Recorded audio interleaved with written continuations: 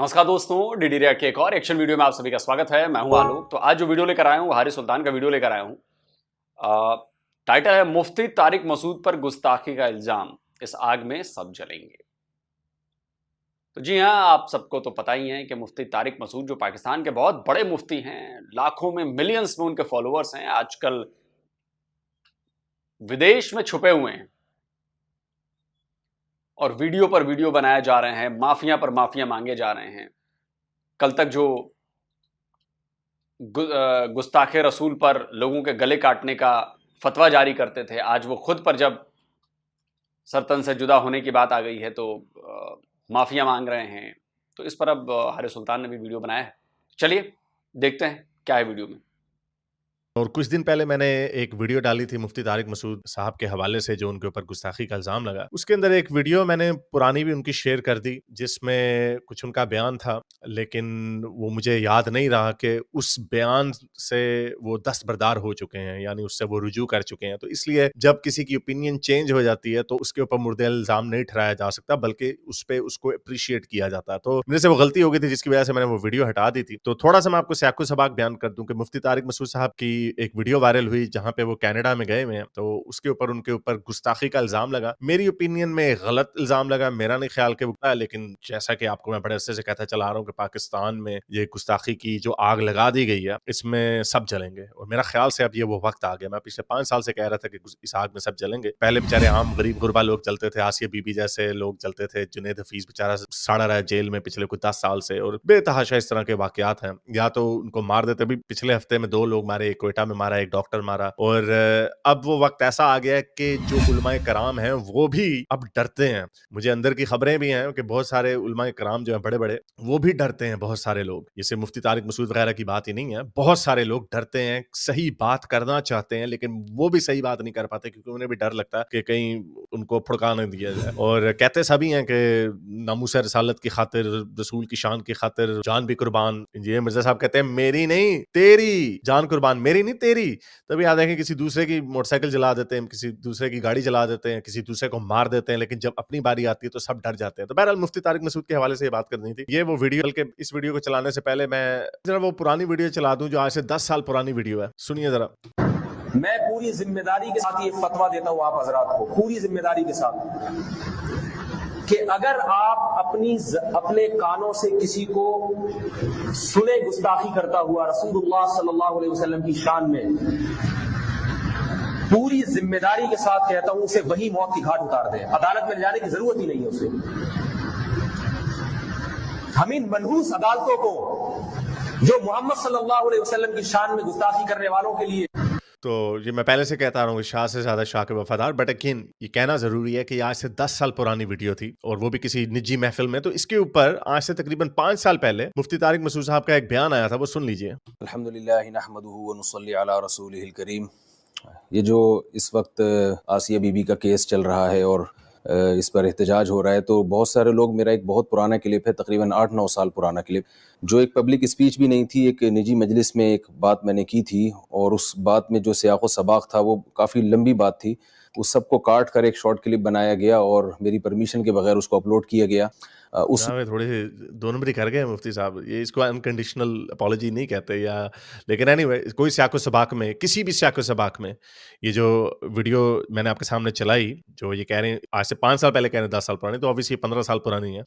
उसमें किसी भी सियाको सबाक में आप ये नहीं कह सकते कि हम इन मनहूस अदालतों को नहीं मानते, और जो भी गुस्ताखी करे रसूल अल्लाह की शान में, उसको वहीं पे मौत के घाट उतार दिया जाए। किसी सियाको सबाक में ये बात ठीक नहीं आती। लेकिन हैविंग सेड दैट, ये अगला बयान ज्यादा इंपॉर्टेंट है। उसमें ये फतवा गर्दिश कर रहा है कि जो भी गुस्ताखी करे रसूल सल्लल्लाहु अलैहि वसल्लम की, तो आमी आदमी उठ के उसको खुद से कत्ल कर दे। आज 14 नवंबर 2018 को मैं ये अपने बयान रिकॉर्ड करवा रहा हूँ कि मेरी किसी ऐसी स्पीच को बुनियाद बनाकर किसी शख्स के लिए भी इसकी इजाज़त नहीं है कि वो खुद से किसी गुस्ताख को कत्ल करे। और मेरी ये जो अब जो स्पीच है, इसको आप उस स्पीच के लिए, यानी जो पहली जो तकरीर थी उसके लिए रुजू करार दें, या कुछ भी आप इसको इस पर लेबल लगाएं, क्योंकि क़ज़ाअन बहरहाल किसी शख्स को इजाज़त नहीं है।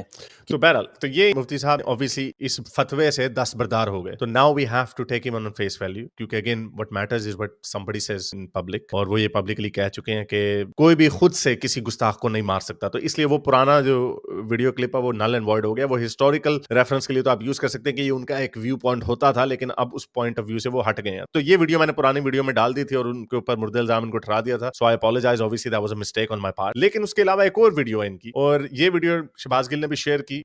लेकिन मुझे लगता है हारिस भाई कि देखिए, एक काम आपने उस वक्त किया जब आपको इस बात का एहसास नहीं था कि आपके ऊपर किसी तरह का दबाव है या आप किसी मुश्किल में फंस जाएंगे। आपके जो दिल में बात थी, आपने वो बात कह दी। वो बात पब्लिक को पहुंच गई, पब्लिक के दिलों में जगह कर गई। सालों बाद जब आपको एहसास होता है कि यार इस वाले मामले में तो मैं फंस जाऊंगा, इस वाले मामले में मेरे ऊपर प्रेशर आ रहा है, और प्रेशर आने के बाद फंसने की वजह से, बवाल बढ़ने की वजह से आपने माफी मांगी, ये सही नहीं।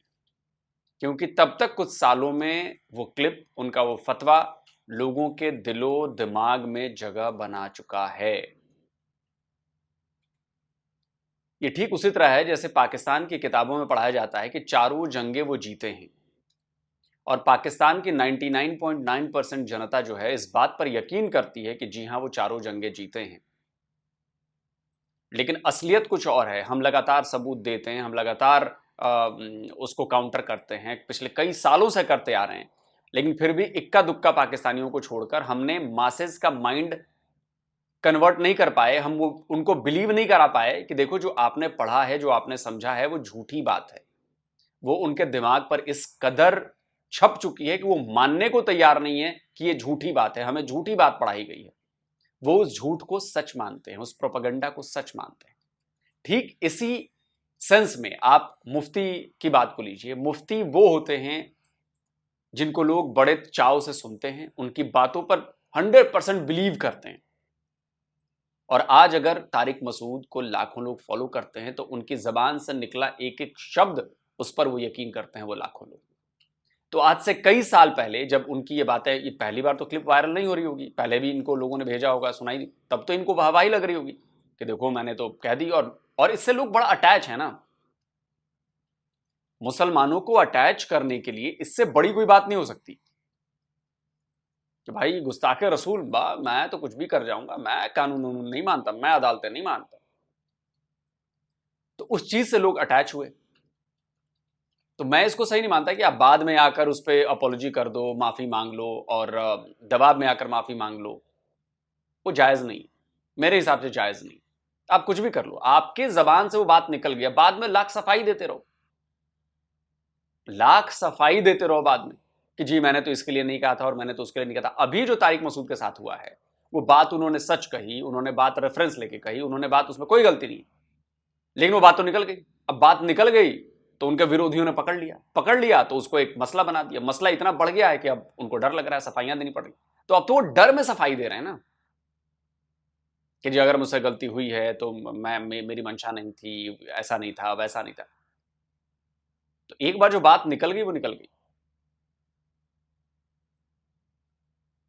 कि इसको सुनिए, इसके ऊपर मेरा नहीं ख्याल इनका अभी तक कोई रुजू आया या इनका कोई डिफरेंट बयानिया आया है।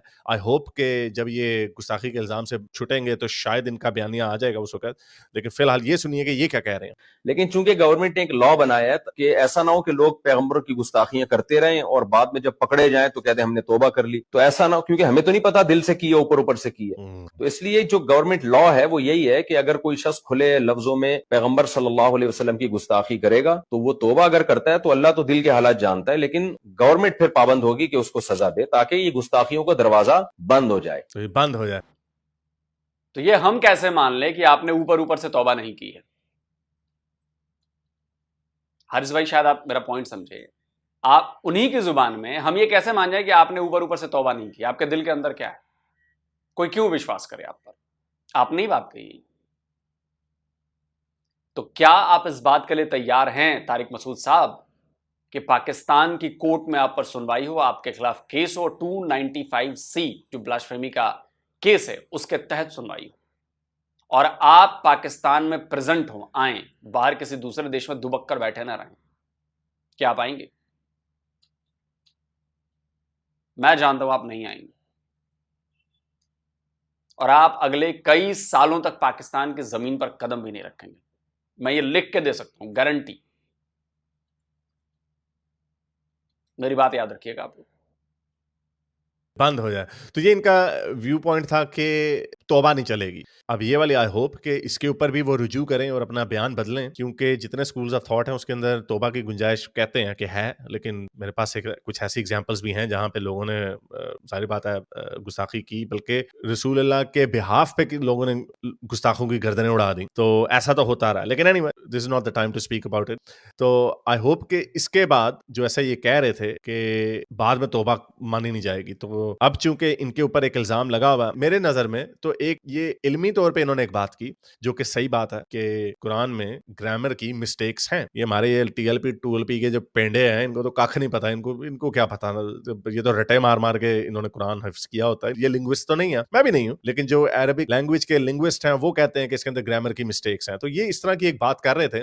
मुफ्ती तारिक मसूद साहब कनाडा में थे, तो गुस्ताखी का फतवा लग गया। अगेन मेरी नजर में ये गुस्ताखी नहीं है, और मेरे ख्याल इंजीनियर मिर्जा ने भी कहा कि ये कोई गुस्ताखी नहीं, उन्होंने कहा वैसे कि शायद ये गुस्ताखी बनती है, लेकिन जब उन्होंने तौबा कर लिया है, जाहिर बात है वो मुसलमान है। मुफ्ती तारिक मसूद साहब मेरे जैसे से तो आप तवक्का कर सकते हैं, मैं थोड़ी सी शरारत कर देता हूँ, लेकिन जो उलमाए कराम है भाई, उनकी तो रोजी रोटी है, उनका तो ईमान का हिस्सा है, तो वो क्यों करेंगे गुस्ताखी। लेकिन ये स्टेज ऐसी आ गई है कि अब इल्मी बात भी नहीं की जा सकती। सुनिए जरा, ये बात इन्होंने की थी। ये पढ़े लिखे लोग हैं भाई, ओहो, समझ रहे हैं?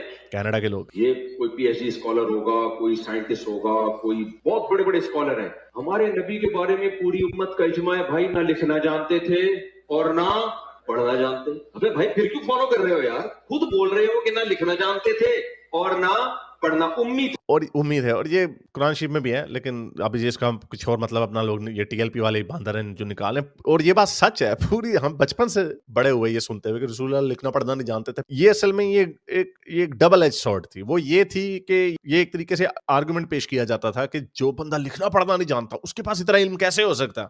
हालांकि सिर्फ लिखने पढ़ने से इल्म नहीं आता, सुनने सुनाने से भी उस जमाने के लोग, क्या उस जमाने में सारे जाहिल होते थे? लिखना पढ़ना बहुत कम जानते थे। लिखना पढ़ना जहालत का या इल्म वाला होने का म्यार ये अब बना है, क्योंकि ऑब्वियसली अगर आप लिखना पढ़ना जानते हैं तो आप ज्यादा कंज्यूम कर सकते हैं। और वैसे आप ये देखिएगा कि आगे आगे लोगों को शायद और काम लिखना पढ़ना है, क्योंकि अब ऑडिटरी लर्निंग ज्यादा ऊपर जा रही है, इसलिए ये एज अ आर्ग्यूमेंट बना के पेश किया जाता है। तो इसमें कोई गलत बात नहीं है, ये तो इसके ऊपर तो पूरी उम्मत का इजमा है कि रसूल अल्लाह को लिखना पढ़ना नहीं जानते थे। अब इसमें तो कोई गुस्ताखी वाली बात नहीं है। मा तखुत्तुहु बियमीनिक, कुरान कह रहे हैं मोहम्मद सल्लल्लाहु अलैहि वसल्लम जो कुरान पेश कर रहे हैं, एक लफ्ज भी इनके दाएं हाथ ने कभी नहीं लिखा, एक लफ्ज नहीं लिखा। जैसे ही आयत नाजिल होती, आप कभी जैद इब्ने साबित को बुला रहे हैं, कभी किसी और साहबी को बुला रहे हैं। भाई तो साद इब्न सारा को बुला रहे हैं जिसने इस्लाम छोड़ दिया था, उसने कहा था, उसने रिकमेंडेशन दी थी कि रसूल अल्लाह इसके अंदर ये वर्ड्स ऐड कर दें कि बेशक अल्लाह बड़ा गफूर रहीम है वगैरह वगैरह। उसने ऐड कर दिया, तो फिर वो भाग गया। उसने कहा है ये बंदा तो खुदा के कलाम में मेरी रिकमेंडेशन के ऊपर चेंज और एडिटिंग हो रही है, तो वो भाग गया साद बिन सारा, उसने इस्लाम छोड़ दिया। खैर बहरहाल उसको जब फतह मक्का हुआ तो पकड़ लिया। वो भी बड़ा एक फनी वाकया है। रसूल अल्लाह ने जो 10-11 नाम दिए थे कि इनको मारो, चाहे वो काबे के खिलाफ के साथ भी न लपटा हो, तो उसमें एक साद बिन सारा भी था। वो जाके छुप गया और वो हजरत उस्मान के पास भागा के, हजरत उस्मान का कजन था वो, उसने कहा हजरत उस्मान को, कहा हजरत उस्मान मुझे बचा लें, मुझे मारे जाएंगे, मैं दोबारा इस्लाम कबूल कर लेता। तो हजरत उस्मान ने कहा चलो मैं जाके तुम्हारी सिफारिश कर देता हूँ। रसूल अल्लाह बैठे हुए थे अपने तख्त के ऊपर, 5-6 उनके साथ उनके बॉडीगार्ड्स भी थे, तो उनको जाके उन्होंने कहा कि रसूल अल्लाह इसको माफ कर दें। रसूल अल्लाह ने मुंह उधर कर लिया। एक तो रूठ जाते थे बड़ी जल्दी, 3 दफा उन्होंने मुंह उधर कर दिया, 3 दफा। तो फिर आखिरी दफा, चौथी दफा रसूल अल्लाह ने कहा चलो मैंने माफ कर दिया। तो जब हजरत उस्मान और साद बिन सारा चले गए, तो रसूल अल्लाह ने अपने साथ एक बॉडीगार्ड को कहा कि बेशर्मो, बगैर तो तुहानू शर्म नहीं आंदी कि मैंने इतनी दफा मुंह उधर किया, तुम आगे बढ़ के किसी ने उसकी गर्दन नहीं उतारी उस बंदे की। तो वो बंदा आगे से रसूल अल्लाह को कहता है रसूल अल्लाह आप मुझे आंख मार देते। तो रसूल अल्लाह आगे से कहते हैं आंखें मारना नबी को ज़ेब नहीं देता। ये वाकया बड़ा मशहूर है, ये इसमें सीरतुल नबी में लिखा हुआ है ये वाकया। मेरे ख्याल इंजीनियर मिर्जा ने भी ये कहानी सुनाई भी है, लेकिन उन्होंने उस तरह नहीं सुनाई जिस तरह मैंने सुनाई। उन्होंने लेपा पोची करके की थी। तो एनीवे, तो वो स्क्राइब्स होते थे, तो उनसे लिखवाते थे रसूल अल्लाह, खुद नहीं लिखते थे। भाई लिखो लिखो। और देखो हमारे नबी सल्लल्लाहु अलैहि वसल्लम जब कुरान लिखवाया ना, तो चूंकि आप लिखना पढ़ना नहीं जानते थे, तो बाज दफा कातिब और चैट जीपीटी भी नहीं था जिससे प्रूफ रीडिंग हो जाती। से ग्रामर की गलती हुई लिखने में, हाँ, हमारे नबी ने उसकी करेक्शन नहीं की। आपको नहीं पता चला कि ग्रामर के लिहाज से ये गलत लिखा हुआ है। वो अब तक उसी तरह लिखा हुआ है। हाँ, ज़ाहिर बात है उसको चेंज नहीं किया जा सकता। तो ये कोई गलत बात नहीं है और ये तो सिर्फ़ इन्होंने एक हाइलाइट की है, इस तरह की बेतहाशा ऐसी गलतियाँ हैं, ग्रामर की, एक कुछ साइंटिफिक मिस्टेक्स तो हैं ही हैं, फैक्चुअल मिस्टेक्स तो हैं ही हैं। जैसे कुरान की आयत है कि यहूदी कहते हैं कि एज़रा जो है वो खुदा का बेटा है, तो यहूदी कहते हैं हमारा तो कोई किसी अकीदे का हिस्सा नहीं है कि एज़रा खुदा का बेटा है। जीसस को क्रिश्चियंस मानते हैं कि खुदा का बेटा है, यहूदी तो नहीं मानते किसी एज़रा को। एज़रा तो उनका एक सेंट था। तो ये एक बड़ी नोटेबल मिस्टेक है कुरान की, जो ज़ाहिर बात है सुनी-सुनाई बातों में फिर ऐसे ही होता है। तो एनीवे इस तरह की बहुत सारी और गलतियाँ। तो लेकिन ग्रामर की भी बहुत ज़्यादा गलतियाँ, क्योंकि जो उनके स्क्राइब्स वगैरह थे, अब कई लोग इसी वजह से कहते हैं कि जो ग्रामर का जो स्टाइल है वो कुछ डिफरेंट है, कुछ आयात में और कुछ चैप्टर्स में। तो उससे ये पता चलता है कि मुख्तलिफ लोगों ने शायद कुरान को लिखा है या डिक्टेट किया है। तो इससे भी पता चलता है कि ये एक सोच का नहीं है और कायनात का बनाने वाला वो कैसे कर सकता है। तो एनीवे तो ये उन्होंने बात की जो कि सही है और गुस्ताखी के ज़ुमरे में भी नहीं आनी चाहिए, लेकिन आपको पता है टीएलपी ने डंडा फेरा हुआ है। अब इस आग में सब जलेंगे और तो ये तो बेचारे शरीफ आदमी मुफ्ती तारिक मसूद, इन्होंने जैसे भी बताया, जहाँ तक मुझे याद पड़ता है, मैंने एक और वीडियो बनाई थी और वो चढ़ानी थी, लेकिन फिर लोगों ने मुझे भेज दी। शरीफ आदमी है, अच्छा। हारिस भाई मैं आप ही के मुंह से सुन रहा हूँ शरीफ आदमी, चलो नहीं अच्छा होगा। लेकिन मुझे लगता है कि जिस तरह की बयानबाजियां उन्होंने दूसरे रिलीजन के बारे में भी की हैं, शायद एक आध क्लिप मेरे पास पहुंची होगी, अब पता नहीं कब आई थी, मिलेगी तो मैं आपको शेयर कर दूंगा। मतलब शरीफ तो नहीं कहा जा सकता कि जब भी आप किसी दूसरे को नीचा दिखाने की कोशिश करने लगते हो तो फिर शराफत नहीं आती वहां पर, जहां तक मुझे याद है। अगर मैं किसी और मुफ्ती को मैंने उस सेंस में ले लिया हो कि वो तारिक मसूद थे या तारिक जमील थे, तो मुझे आप माफ़ करिएगा, बट मुझे ऐसा लगता है। फिर लोगों ने मुझे भेज दी कुछ और वीडियो, ये वाली दूसरी वीडियोस के इनके पुराने बयान, तो मैंने फिर वो वाली नहीं चलाई, ये चला दी, जिस पे मैं भी भूल गया कि हाँ नहीं इस पे ये रुजू कर चुके हैं। लेकिन ये बंदा शरीफ है, ये मुफ्ती तारिक मसूद साहब ऐसे खैर उनको भी जीनी वगैरह को पेलते रहते हैं, लेकिन इन्होंने गुस्ताखी की आग को रिसेंटली पिछले 4-5 सालों में कोई हवा नहीं दी, बल्कि इनके ऊपर गुस्ताखी के इल्जाम लगते रहे हैं। तो मेरा ख्याल ये थोड़े केयरफुल होते हैं। सो इस तरह के जो देवबंदी मौलवी हैं या जो पॉपुलर उलमा इकराम है, अब इनको थोड़ा सा आवाज अपनी बुलंद करनी पड़ेगी। टीएलपी की बदमाशी बहुत आगे जा चुकी है और इसमें सारे रगड़े जाएंगे। और वो हनीफ कुरैशी भी रगड़ा गया, वो जो बड़ा फख्र करता था ना, वो भी बड़ी चीखें मारता है कि ओ जी रसूल अल्लाह की शान की खातिर हम जान भी कुर्बान कर देंगे। वो एक वीडियो है उसमें खोते की तरह भाग रहा ठहरा, बल्कि वो दिखा ही दूं आपको, ये वीडियो देखें। बड़ी बड़ी बातें करता था, क्रेडिट लेता है कि मुमताज कादरी को मैंने हौसला बढ़ाया था कि जाओ मारो उसको, सलमान तासीर को।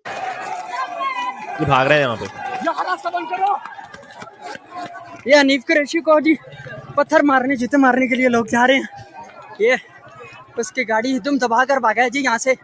कैप्टन सफ्तर को भी ये बुला दुम दबा के भागा है। तो ये सारे भागेंगे, साद रिजवी है, ये सारे जितने टीएलपी के बदमाश हैं ये सारे भागेंगे। मुल्ला मुनाफिक जो होता था, इनको भी बड़े छितर पड़ना है। तो ये सारों की धुलाई होगी। बेचारे कुछ शरीफ मौलवी हैं वो भी बेचारे रड़े जाएंगे। आई होप के मुफ्ती तारिक मसूद साहब के साथ कोई बुरा वाकया ना पेश आए, क्योंकि इन्होंने जैसे वो पुराना 15 साल पुराना क्लिप तो है, लेकिन उससे जब वो रुजू कर चुके हैं उसके बाद इन्होंने मेरा नहीं ख्याल कभी ये गुस्ताखी का जो सेंटिमेंट है इसको हवा दी है। So anyway I think it was important to record this video. तो चलो उम्मीद करता हूँ कि साइंस उनको अपने हिफ्ज़ो अमान में रखे और को साइंस लंबी उम्र दे। अगली 1-2 हफ्ते में फिर एक और कोई गुस्ताखी की न्यूज आ जाएगी और कोई बेचारा मारा जाएगा, तो उस टॉपिक के ऊपर फिर आपके साथ दोबारा बात होगी। अगर आपको मेरी ये वीडियो, चलिए दोस्तों वीडियो खत्म हो गया।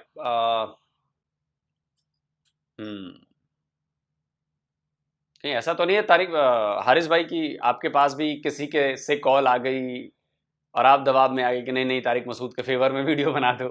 आई डोंट नो, मतलब पता नहीं क्यों ये मुझे फीलिंग आ रही है कि ये बिल्कुल उनके पॉजिटिविटी को दिखाने के लिए और उनको ये निर्दोष साबित करने के लिए मतलब वो जो नैरेटिव आपका जा रहा है वो उसी तरफ जा रहा है। आई डोंट नो, मैं ये नहीं कह रहा कि आपने ऐसा ही किया होगा, बट जो भी है एक बात तो मैं आपसे अग्री करता हूं कि ये गुस्ताखी तो नहीं है। जो बात पहले से बात की जा रही है, जो बात वाकई सच है और जिस सेंस में उन्होंने कही है वो पूरी क्लिप सुनने के बाद मुझे भी लगता है कि गुस्ताखी की है। लेकिन लेकिन लेकिन लेकिन अब यहां पर क्या हुआ कि पूरी मुस्लिम उम्मा जिस सेंटिमेंट को लेकर अपने फॉलोअर्स बढ़ाती है, वो सेंटिमेंट्स अब उनके लिए भी घातक साबित हो रहा है। और सबसे पॉपुलर सेंटिमेंट है गुस्ताख रसूल। इसमें आम आदमी तक अपने आप को बहुत बड़ा वो समझने लगता है कि यही मेरे पास मौका है साबित करना कि मुझसे बड़ा आशिक रसूल और मुझसे बड़ा प्रोफेट को पसंद करने वाला कोई नहीं है दुनिया। मेरे मोहल्ले वाले, मेरे आसपास वाले, और वो दिखता है, चाहे मैं स्क्रीनशॉट लगाता हूं, चाहे वो बैंक मैनेजर को उसके गार्ड ने जो गोली मार दी थी, मार दिया था, तो लोग उसको चूम रहे थे। साल 2 साल पुरानी बात है। या अभी जो घटनाएं हुई जिसमें फूल बरसाए जा रहे थे उन पुलिस ऑफिसर्स पर जिन्होंने जाकर पुलिस स्टेशन में उस बंदे को गोली मारी, फूल बरसाए जा रहे थे। उन पुलिस ऑफिसर के घर पर जाकर उनके मां बाप को बधाइयां दी जा रही थी मौलानाओं के द्वारा। इससे क्या होता है कि लोगों में अट्रैक्शन और बढ़ता है कि यार अगर मैंने ये काम कर दिया ना तो यार पूरे मोहल्ले में मेरी वाहवाही होगी, मैं एक सच्चा मुसलमान साबित होऊंगा, लोग मुझ पर निछावर कर देंगे चीजें। तो ये चीजें हो रही और मुझे लगता है कि जो तारिक मसूद के, जो मेरा दूसरा पॉइंट है, तारिक मसूद के जो खिलाफ हैं, भाई तारिक मसूद बड़े पॉपुलर, लाखों में फॉलोअर, तो कई ऐसे भी तो हैं जो उनके सेक्ट हैं, जो फिरके हैं, जो जलते हैं इनसे, उनको तो मौका मिल गया और उन्होंने चढ़ाई कर दी। उनके भी फॉलोअर्स हैं तो उन्होंने मिलकर चढ़ाई कर दिया कि यही मौका है तारिक मसूद को जमींदोज कर देने का, और वो इस मौके में कामयाब हो गए। तारिक मसूद कनाडा में छुपे हुए हैं। अब वो कनाडा में है कि वहां से भी कहीं और उड़ लिए, मुझे बहुत ज्यादा आइडिया नहीं, लेकिन अब उनका पाकिस्तान आना मुश्किल है। दूसरे जो बड़े बड़े मुफ्ती और भी हैं जो यूट्यूब चैनल बना बनाकर ज्ञान देते रहते हैं, उन्होंने भी उनको मैसेज पहुंचा दिया है, शायद इंजीनियर मिर्जा ही हैं, जो भी हैं, कि भैया आओ मत, उधर ही रहना, इधर आओगे तो निपटे जाओगे। तो तारिक मसूद, मुझे नहीं लगता कि अब मुफ्ती तारिक मसूद आने वाले हैं पाकिस्तान, और उन्होंने गलती नहीं भी की है तब भी वो गलती में फंस गए।